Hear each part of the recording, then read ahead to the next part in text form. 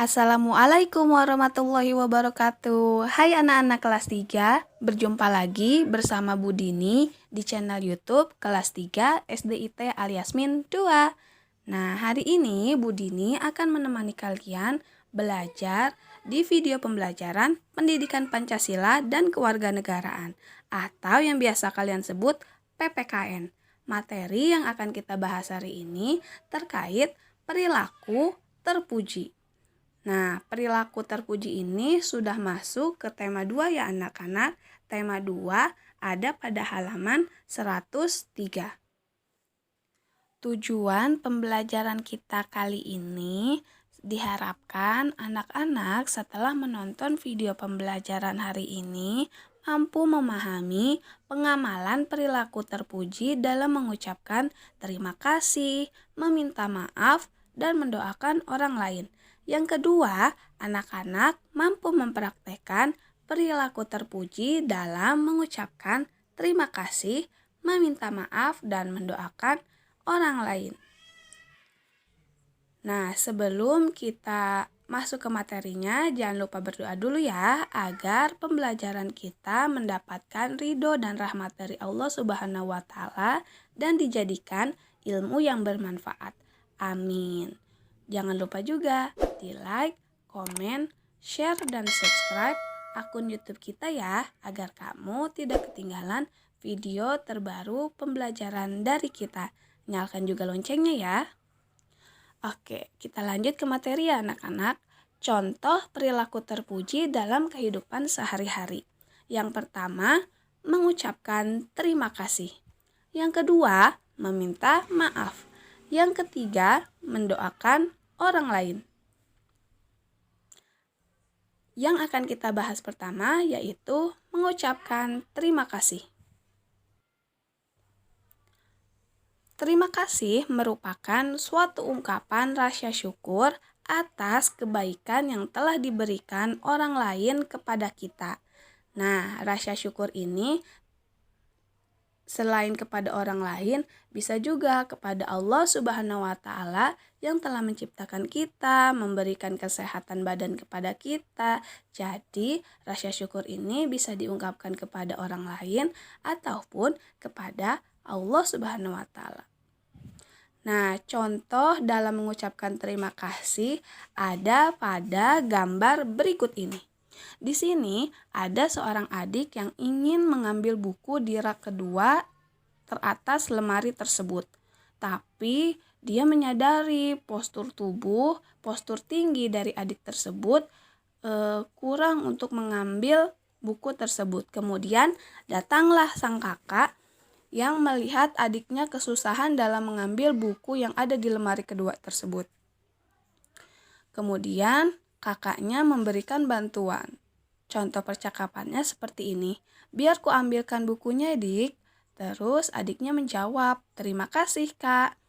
Nah, merupakan contoh ungkapan terima kasih. Meskipun situasi ini sangat sederhana, tapi kalian tahu tidak kenapa kita harus berterima kasih? Ya, mengucapkan terima kasih itu tandanya kita menghargai dan menghormati orang yang telah berbuat baik kepada kita. Apa yang kalian rasakan ketika mengucapkan terima kasih? Ya, merasa bahagia dan merasa makin erat hubungan antara kakak adik yang ada di percakapan tadi, ataupun dengan orang lain yang menolong kita karena orang lain merasa dihargai atas kebaikannya kepada kita. Mengucapkan terima kasih merupakan pengamalan sila pertama dan sila kedua Pancasila. Sila pertama Pancasila yang berbunyi ketuhanan yang Maha Esa, memiliki lambang bintang. Sila kedua Pancasila yang berbunyi kemanusiaan yang adil dan beradab, memiliki lambang rantai. Pembahasan selanjutnya yaitu perilaku terpuji meminta maaf. Manusia merupakan makhluk sosial. Kenapa manusia disebut makhluk sosial ya? Ya, Karena manusia pasti saling membutuhkan bantuan orang lain. Setiap kegiatan kita sehari-hari, pasti kita sering berinteraksi dengan orang lain di sekitar kita, bukan? Berinteraksi dengan orang lain seperti teman, tetangga, bahkan dengan anggota keluarga. Terkadang tanpa kita sadari, kita tidak sengaja berbuat kesalahan kepada mereka. Lalu bagaimana caranya ya agar hubungan kita dengan mereka tetap harmonis atau baik-baik saja ketika kita tidak sengaja membuat kesalahan? Jawabannya adalah ya, kalian betul anak-anak, yaitu dengan cara meminta maaf. Kalian tahu orang yang meminta maaf atau langsung meminta maaf jika menyadari bahwa melakukan kesalahan adalah orang yang pemberani. Nah, cara meminta maaf yang baik yang pertama, ucapkan kata permintaan maaf dengan tulus dan ikhlas. Yang kedua, mengakui kesalahan. Yang ketiga, tidak mengulanginya lagi. Yang keempat, berubah menjadi lebih baik lagi.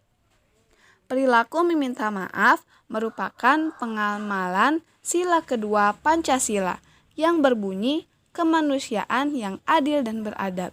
Sila kedua Pancasila memiliki lambang rantai. Pembahasan selanjutnya yaitu perilaku mendoakan orang lain.